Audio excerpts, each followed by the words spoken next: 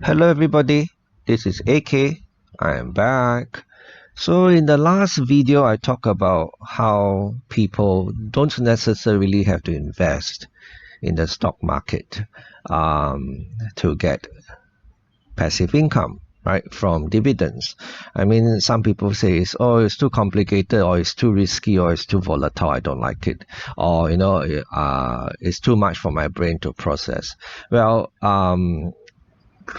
I mentioned that there are very easy ways to get passive income in a high interest rate environment, and that is to put money in fixed deposits and T-bills, for example. And someone asked me, what's a T-bill? And when I talk about a T-bill ladder, someone else asked me, what's a T-bill ladder? So I thought this a short video about T-bills and how I've incorporated T-bills into my strategy, right? So T-bills actually stands for Treasury bills.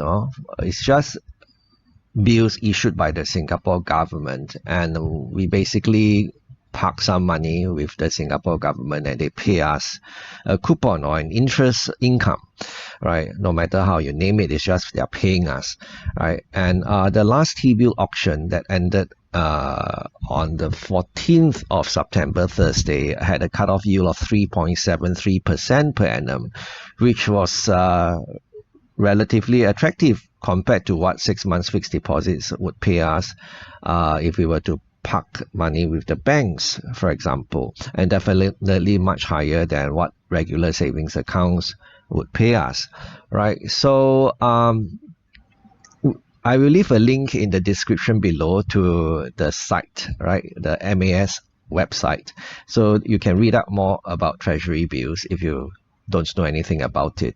And when is the next auction? The next auction is happening, I believe, on the 28th of September. Another 6 months T-bills coming up.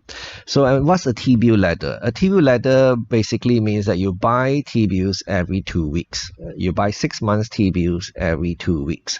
So and because they mature every 6 months, if you keep buying every 2 weeks, there will come a point where you no longer have to inject fresh funds into new T-bills, right? You simply recycle the funds that you had from a T-bill from 6 months ago that has matured into the new T-bill, right? So you create a virtuous cycle, a ladder, where every 2 weeks, so there's every step. Think of every 2 weeks as a step. Every 2 weeks you have money coming in, right? And every 2 weeks we are paid for parking money with the Singapore government for a relatively attractive interest income, right? So that's a T-bill ladder.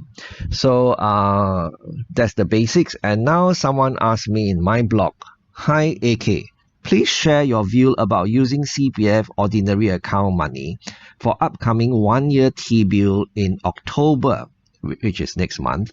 Also, should the competitive bid remain at 3.5% for this 1-year T-bill, or should I go lower?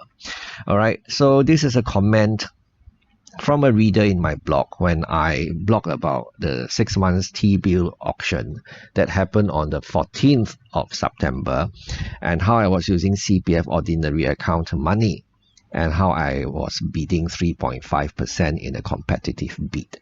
I'll leave a link in the description below to that blog post as well, in case you are interested to find out more, right? Why I chose to do competitive bid for CPF OA money, and I choose to do non-competitive bid for cash on hand and SRS money.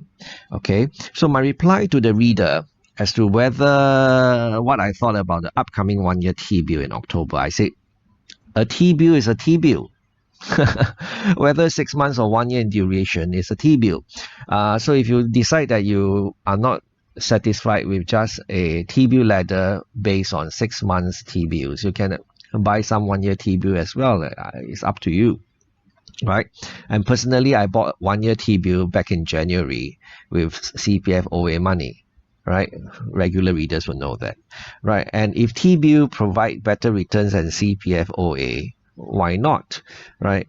But of course, we want to make sure they definitely provide better returns than the CPF OA, right? Because the CPF OA pays out 2.5%, and it will be a tragedy if the T-bill we buy were to pay us 2.5% or lower than the CPF OA. That's why we go to competitive bid for money from CPF OA to buy T-bills, right? Just in case unthinkable happens, right? So for competitive bidding, my thinking does not change, and what I've said in the blog post holds, right? And I think 3.5% is very sensible, right? But like I say, this is just me. I do what suits me, but you have to do what suits you. Okay? So if AK can do it, so can you. Bye bye.